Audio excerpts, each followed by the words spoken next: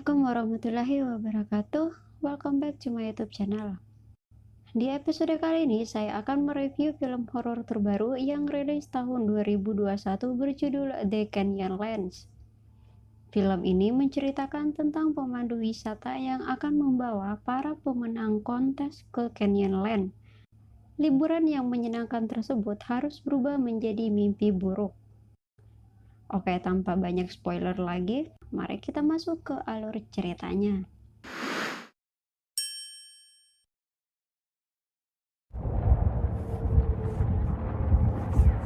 Di awal kisah terlihat seorang wanita bernama Lauren yang sedang berjalan mendekati tempat ritual suku asli Amerika Serikat Indian. Saat tiba di tempat tersebut, tiba-tiba dan ternyata itu hanya mimpi. Dia pun kembali melanjutkan tidurnya.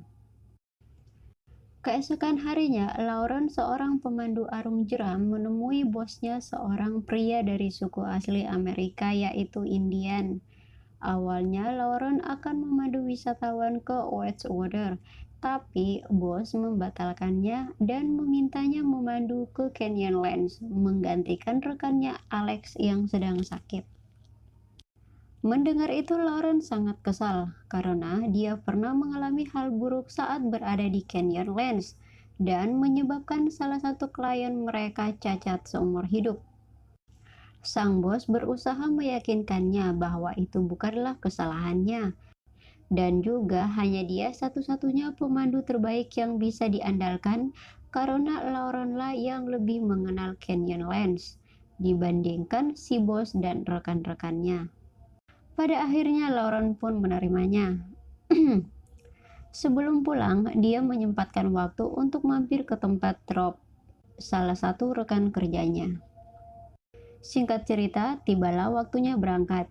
Namun sebelum itu kita akan berkenalan terlebih dahulu dengan para pemenang kontes yang tidak disebutkan kontesnya apa ya. Ada Sarah, seorang selebgram dari Phoenix, Ryan dari LA, Kyle dari Las Vegas, Dave dari Denver, dan Jennifer dari Salt Lake City, seorang instruktur climbing yang mengaku kalau dirinya seorang lesbian. Perjalanan pun dimulai dengan menyusuri sungai Colorado di Utah. Sepanjang jalan, Sarah tak henti-hentinya berselfie. Lauren tiba-tiba terdiam. Dia kembali mengingat mimpi yang kita lihat di awal film tadi. Lauren memutuskan untuk beristirahat di camp pertama dengan berjalan kaki sejauh 500 hingga 800 meter. Saat mendaki menuju camp, lagi-lagi Sarah sibuk dengan penampilan dan HP-nya. Tibalah mereka di camp pertama dan disinilah teror akan dimulai. Untuk yang ketiga kalinya, Lauren kembali didatangi mimpi tersebut. Merasa frustasi dengan mimpi itu, dia pun menjauh dari rombongannya dan menenangkan diri di atas tebing. Kyle yang sejak tadi memperhatikan gerak-gerik Lauren merasa ada yang aneh dengan Lauren. Tak ingin duduk sepanjang waktu tanpa aktivitas, Ryan aja mengajak Jennifer, kita panggil Jenny aja, untuk adu kecepatan memanjat ke salah satu tebing yang enggak terlalu jauh dari posisi mereka berada. Awalnya Jenny menolak, tapi karena Sarah akan memberikan hadiah ciuman pada pemenangnya, dia pun setuju. Meskipun teman-temannya sudah melarang dikarenakan hari akan segera gelap dan juga Lauren masih belum kembali, Ryan tetap kekeh dengan keputusannya dan meninggalkan rombongan. Saat kembali ke camp, Lauren yang mengetahui Ryan dan Jenny memanjat tebing memutuskan untuk mencari mereka. Namun sebelum pergi dia meminta tolong pada Dave untuk mengambilkan tas merah yang berisi telepon yang tertinggal di perahu karet. Sekarang hanya tersisa Sarah dan Kyle di camp. Jenny meminta Ryan agar segera kembali, namun Ryan masih tetap ingin memanjat tebing. Dan tiba-tiba muncul sesosok wanita dari balik asap tebal dan mengajak mereka berdua. Bukannya takut, Jenny malah mengikuti wanita tersebut. Meskipun Ryan sudah memperingatkannya, dia tetap mengikutinya. Karena dia berpikir mungkin saja wanita tersebut butuh bantuan mereka. Tak ada pilihan lain, Ryan terpaksa mengikuti Jenny. Kembali ke camp di mana Kyle juga mendengar suara aneh. Sarah yang sibuk dengan HP-nya malah menjadikan itu sebuah lelucon untuk menakut-nakuti dan dan mengejek Kyle. Namun tiba-tiba dia pun mendengar suara aneh tersebut dan meminta Kyle untuk memeriksanya. Awalnya Kyle takut, tapi karena kebelet terpaksa memeriksa tempat itu sekalian buang air kecil. Beberapa saat kemudian Sarah meneriakinya agar segera kembali dan tiba-tiba Kyle, quit playing games. This is...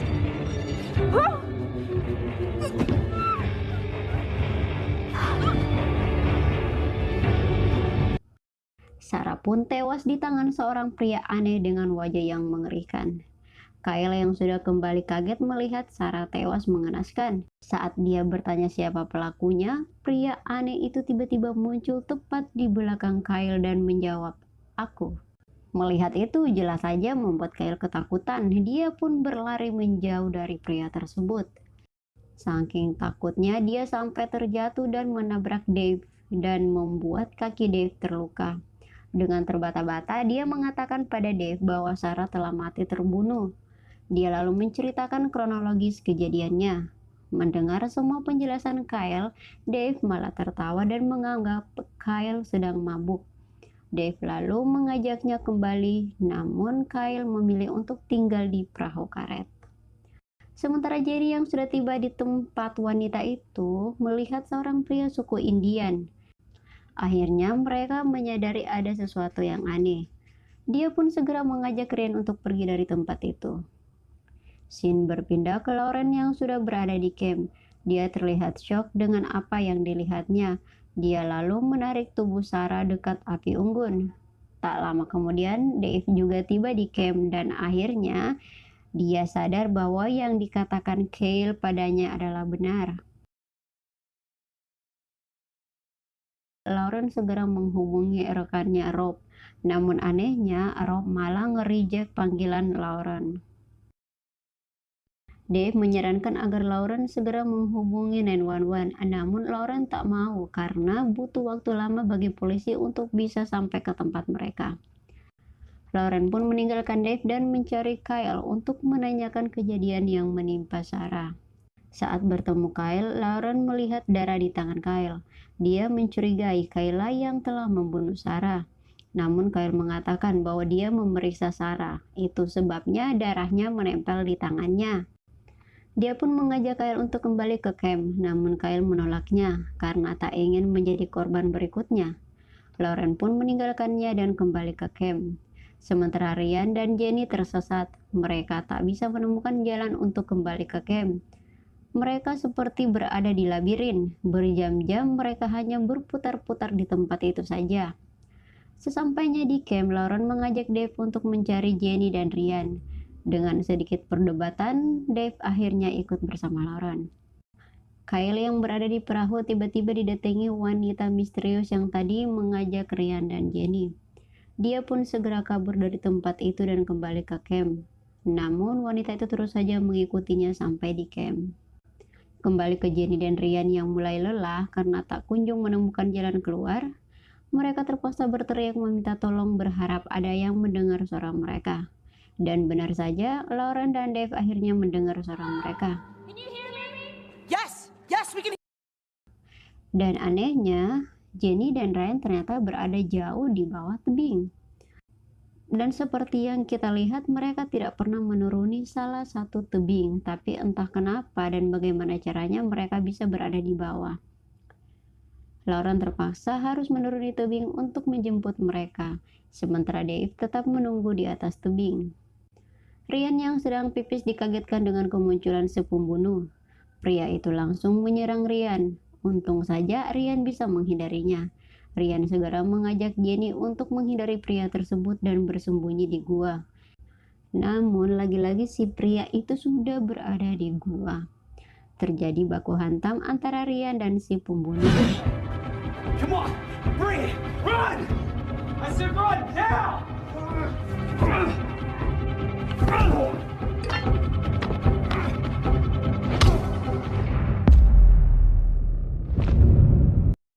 Ryan berhasil mengalahkannya dan Save yourself. Asrian harus tewas di tempat itu. Lauren yang sudah tiba di bawah langsung menuju gua karena dia berpikir mereka berdua pasti menunggunya di dalam gua. Tapi di dalam gua dia malah menemukan mayat Ryan. Jenny yang ketakutan terus berlari. Merasa si pembunuh sudah dekat, dia pun melempari pria tersebut dengan batu. Namun yang dilemparinya bukan si pembunuh melainkan Lauren. Dia pun berusaha menyadarkan Lauren, namun tak berhasil. Sementara si pembunuh sudah berada di belakangnya. Di depan juga muncul sosok wanita misterius. Dia pun kembali berlari meninggalkan Lauren yang masih dalam keadaan pingsan. Saat si pembunuh ingin mendekati Lauren, sosok pria suku Indian muncul dan menghentikannya. Pembunuh itu kembali mengejar Jenny. Jenny yang sudah berada di tempat semula mengatakan pada Dave bahwa semua orang telah mati terbunuh. Dave menyuruhnya untuk memanjat tebing tersebut. Sementara di tempat lain, Kyle yang mendengar suara Jenny segera mencarinya untuk menolongnya. Jenny yang tak punya pilihan lain terpaksa menuruti perkataan Dave. You're almost there. No!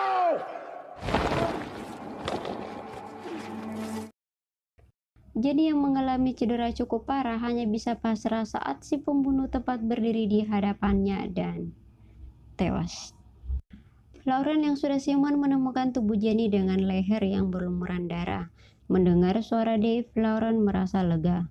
Dia meminta Dave untuk menemuinya di bawah. Dengan kaki yang terluka, Dave terpaksa menurutinya. Lauren membawa kapak si pembunuh untuk berjaga-jaga. Lauren menghubungi bosnya. Saat melihat baterai HP-nya, ternyata Rob tidak mengisi daya HP-nya. Entah dia lupa atau sengaja. Tapi kayaknya ada hubungannya ya, karena yang pertama dia nge-reject telepon dari Lauren dan yang kedua dia sengaja tidak ngecas HP. Lauren meminta bosnya untuk menjemput mereka. Namun anehnya bosnya mengetahui apa yang sedang terjadi di TKP, tapi dia tidak bisa membantunya. Jelas saja hal itu membuat Lauren kaget dan meminta penjelasan. Bosnya mengatakan bahwa Rob telah mati bunuh diri. Dia juga mengatakan, temukan dia. Kau tahu apa yang aku maksud. Di tempat lain Kyle juga menemukan mayat Jenny, tapi dia belum bisa menemukan Lauren dan Dave. Tak punya pilihan lain, Lauren pun mencari si pembunuh yang bernama Pete. Saat melihat tempat itu, dia sadar bahwa tempat itu yang dilihatnya dalam mimpinya. Kepala suku Indian itu menyambutnya dengan ucapan "Welcome home", yang artinya Lauren adalah salah satu garis keturunan dari suku Indian. Roh sang kepala suku lalu menceritakan kisah tragis yang dialami suku mereka. Kepala suku tersebut lalu menyentuh kepala Lauren untuk memperlihatkan kejadian di masa lalu. Diceritakan bahwa dulu suku mereka hidup dengan damai. Tiba-tiba orang kulit putih datang dan mengusir mereka. Tak segan-segan mereka membunuh dan mengambil paksa tanah para penduduk. Emas yang berada di tanah itu bahkan lebih berharga dibandingkan nyawa para penduduk asli. Lauren lalu meminta penjelasan mengapa dia bisa berada di tempat yang ada di dalam mimpinya. Si kepala suku mengatakan bahwa jiwa kami tak bisa masuk ke alam roh tanpa retribusi. Dan para penambang yang telah membunuh penduduk asli tanpa mereka ketahui bahwa mereka telah berhutang nyawa pada suku yang mereka bunuh. Dan untuk melepaskan jiwa para penduduk adalah membunuh garis keturunan para penambang. Jadi si Pete itu atau si pembunuh itu adalah salah satu penambang, salah satu orang kulit putih yang membantai penduduk asli Canyonlands. Walaupun sebenarnya garis keturunannya tak bersalah dan roh kepala suku juga tak menginginkan hal itu, namun karena itu adalah kutukan, mereka tak bisa menghentikannya, dan itulah cara kerja kutukan darah. Jadi si pembunuh itu juga roh, sama seperti si kepala suku. Jiwa para pembunuh atau 4 penambang lainnya juga terikat dengan Canyonlands atau teman-temannya si Pete. Mereka juga harus membunuh setiap garis keturunan dari 4 penambang tersebut untuk membebaskan jiwa suku yang telah mereka bunuh.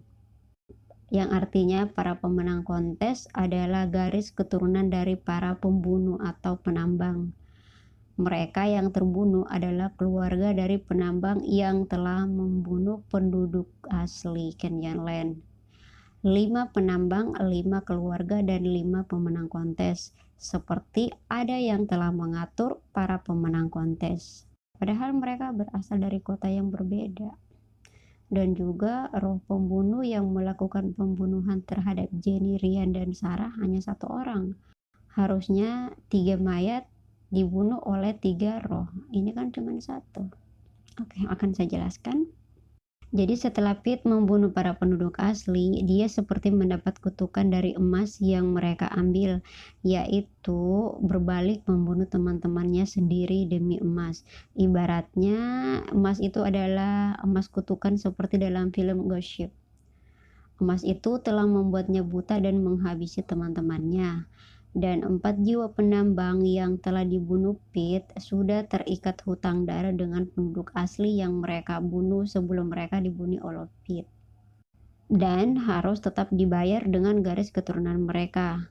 Untuk itu, Pete juga harus menghabisi semua garis keturunan dari teman-temannya yang telah ia bunuh. Dan dia membutuhkan orang lain untuk menjalankan rencananya.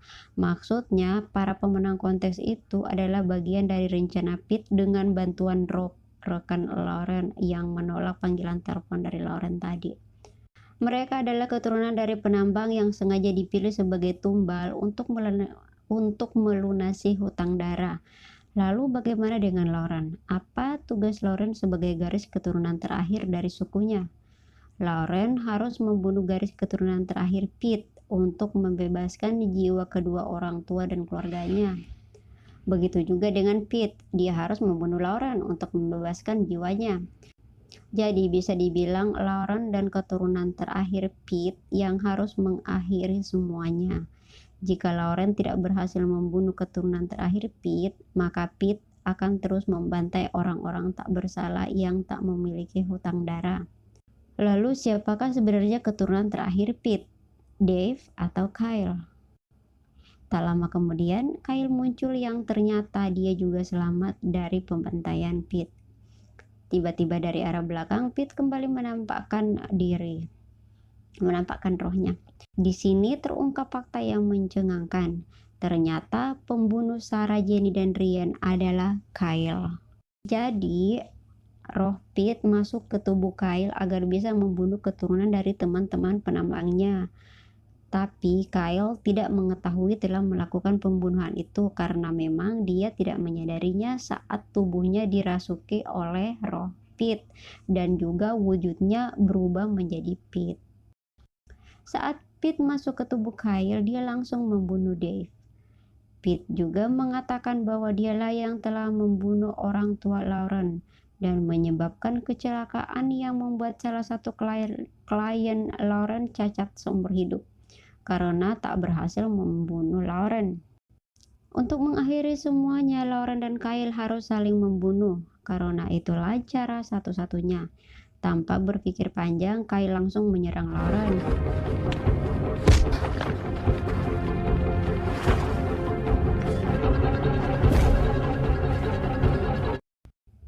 Setelah kematian Kyle, akhirnya jiwa keluarga Lauren bisa bergabung dengan leluhurnya secara damai, sementara Pete telah dikirim ke neraka.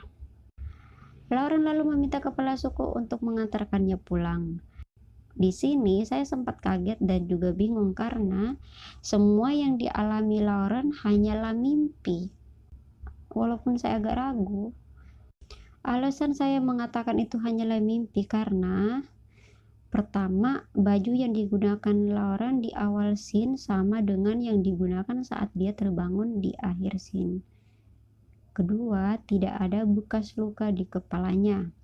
Ketiga, sepupunya berkata bahwa Lauren sakit selama seminggu dan tak pernah meninggalkan kamarnya. Di sini Lauren juga kaget. Dia tak menyangka kalau dia sakit selama seminggu. Dan di akhir scene, dia akhirnya mengatakan, mimpi gila. Udah capek-capek nonton, taunya mimpi doang.